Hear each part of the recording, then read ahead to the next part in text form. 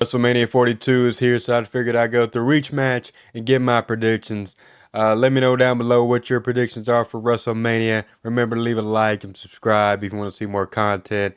And let's get into it. Starting with the first two matches that have been announced to start the show, that will be on the free first hour of ESPN. I think this is ESPN 2 for night 1, Saturday night. Let's start LA Knight and the Usos versus Logan Paul, Austin Theory, I Show Speed.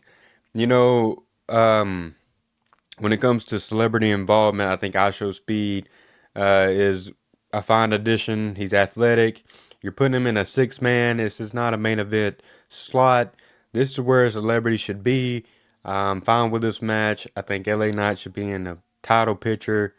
Singles title picture. Kind of just throwing him off to the side. But that is what it is. I'm fine with Usos there.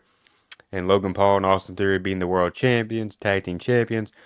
I'm going to go the faces winning here, LA Knight and the Usos, to start off the show.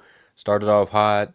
I don't think I Show Speed and them need to win right now. So, and we'll probably get a rematch on SmackDown. Or Monday Night Raw. And it could be a tag team match with just LA Knight and I Show Speed in their corner to try to get the tag team titles back. Next up, we got Drew McIntyre, Jacob Fatu in an unsanctioned match. I think both of these guys have something to prove. They're not in the main event. They're not in the world title picture. And they could have been, both of them could have been. This match could have been for the world title or the WWE Championship. But we got this, an unsanctioned match. I think this is going to be one of the, matches people are not, expecting a lot from, but I think we are going to get a great unsanctioned match from this. I could see it going either way, but I'm going Jacob Fatu winning.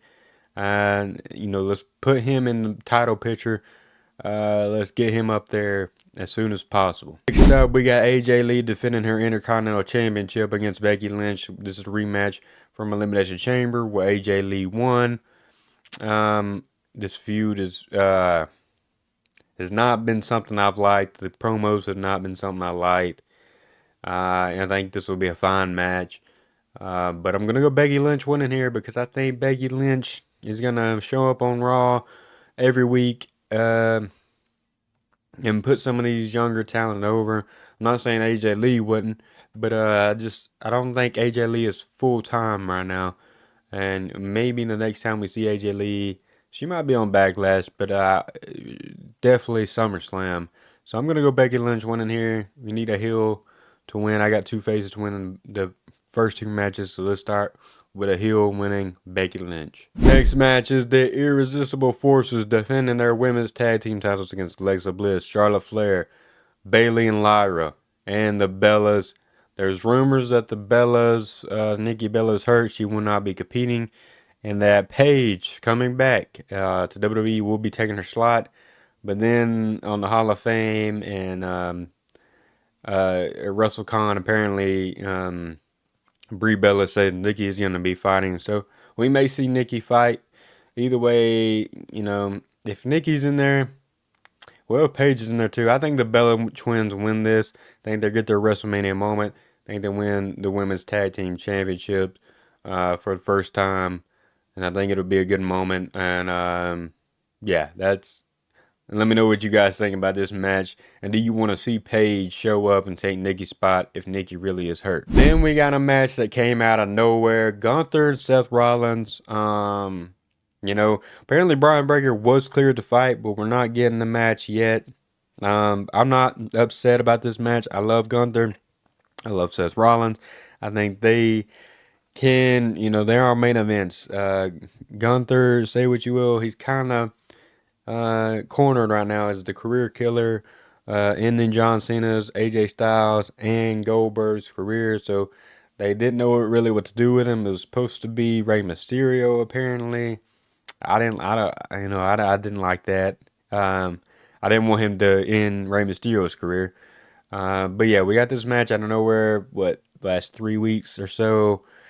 These guys have something to prove too. I think this might be the sleeper match of the whole weekend. This could be the best match of the whole weekend. It's hard to choose who wins this thing. I'm going to go Gunther because I think Braun Breaker may show up and cost Seth Rollins, and that leads to a match with Braun Breaker and Seth Rollins at Backlash. So I'm going to go Gunther here, and I think it's going to be a banger. Then we got Stephanie Valkyrie defending her Women's World Championship against Liv Morgan. This build has been better than most builds we've seen. There's a lot of pull-aparts, though, but Liv Morgan got pushed in the Roxanne, had a big knot in her head. They make you believe that they don't like each other. Liv Morgan even put out a music video, Trouble, if you hadn't seen that. That's something. And what I'm confused about this feud is when they're talking about each other's mothers and stuff like that. I'm not sure where they're going too far from that, but this is just about two women fighting for the world championship. Stephanie Valkyrie, people love her, but I think Liv Morgan wins this one. I'm gonna go Liv Morgan. They could backlash. Stephanie Valkyrie could win it back if they want to do that. I think Liv Morgan doesn't need the championship. Valkyrie, I could see needing the championship more just because she hasn't been there for too long. But I think people love her anyways, so I'm gonna go Liv Morgan taking the world championship home. And finally, Royal Rumble winner actually wins at WrestleMania. Then the main event for night one, Cody Rhodes defending his undisputed WWE Championship against Randy Orton with Pat McAfee. But on SmackDown, Pat McAfee signed a contract for this match, it seemed, and he did not read it.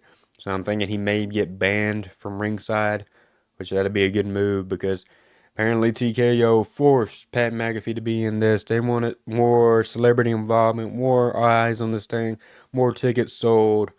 And true wrestling fans do not care about Pat McAfee in the main event. I'm fine with Pat McAfee versus a Gunther versus, he fought Adam Cole back in the day. But fighting somebody in the I Show Speed slot. There's a six-man tag. He could have been in a six-man tag. I don't care about that. But you don't put him in a main event slot with Cody Rhodes, Randy Orton, all this history.